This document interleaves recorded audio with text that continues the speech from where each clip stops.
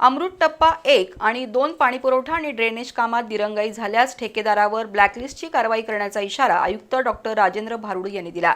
शहरातील 12 पैकी 9 टाक्यांमधून पाणीपुरवठा सुरू असून उर्वरित 3 टाक्यांची चाचणी सोमवारपर्यंत पूर्ण करण्याचे आदेश डॉक्टर भारुड यांनी दिले। कोल्हापूर शहरात सुरू असलेल्या विविध विकास कामांचा आढावाही आयुक्तांनी घेतला। अमृत टप्पा 1 आणि 2 पाणी पुरवठा तसंच ड्रेनेज कामांचा आणि कोल्हापूर शहरात सुरू असलेल्या विविध विकास कामांचा आढावा महापालिका आयुक्त डॉक्टर राजेंद्र भारुड यांनी बैठकीत घेतला।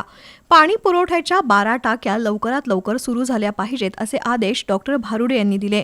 Cross connection, chamber chain link, fencing, Kalamba filter हाऊसमधील पंप दुरुस्ती, पाईपलाईन खुदाईनंतर चर मुजवण्याची कामं तातडीनं सुरू करण्याचे निर्देश डॉक्टर भारुड यांनी दिले।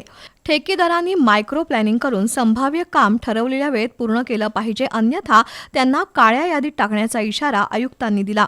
अमृत टप्पा 1 योजनेतील प्रलंबित कामांबद्दल आयुक्तांनी नाराजी व्यक्त करून ही कामं सोमवारपासून सुरू झाली पाहिजेत असं सुनावलं।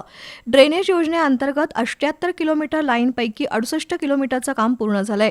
अडथळे नसणाऱ्या ठिकाणी लवकर काम सुरू करण्याचे आदेश त्यांनी दिले। त्यानंतर आयुक्तांनी कोल्हापूर शहरात सुरू असलेल्या विविध विकास कामांचा आढावा घेतला। त्यामध्ये सरस्वती टॉकीज जवळची बहुमजली पार्किंग इमारत, भक्त निवास, केशवराव भोसले नाट्यगृह, हॉकी स्टेडियम, शाहू मिल, गाडी अड्डा, पार्किंग इथं सुरू असलेल्या कामांचा आढावा घेतला। हॉकी स्टेडियमच्या रंगरंगोटीची शिल्लक कामं तातडीनं पूर्ण करण्याचे निर्देश आयुक्तांनी दिले। अंबाबाई देवी दर्शनासाठी येणाऱ्या भाविकांना पार्किंगची कमतरता भासतीये, त्या अनुषंगानं गाडी अड्ड्यात पर्यायी पार्किंग व्यवस्था सुरू करण्यासाठी मंजूर निधीतून संरक्षक भिंत, सोलर लाईट, स्वच्छतागृह, काँक्रिटीकरण, बॅरिकेड्स, दिशादर्शक फलक आणि पार्किंग मार्गिकेचं नियोजन करण्याचे आदेश त्यांनी दिले। शहरातील विकास कामांना गती देण्यासाठी सर्व अभियंत्यांच्या वॉर्डनिहाय स्वतंत्र बैठका घेऊन आढावा घेणार असल्याचंही डॉक्टर भारुड यांनी स्पष्ट केलं।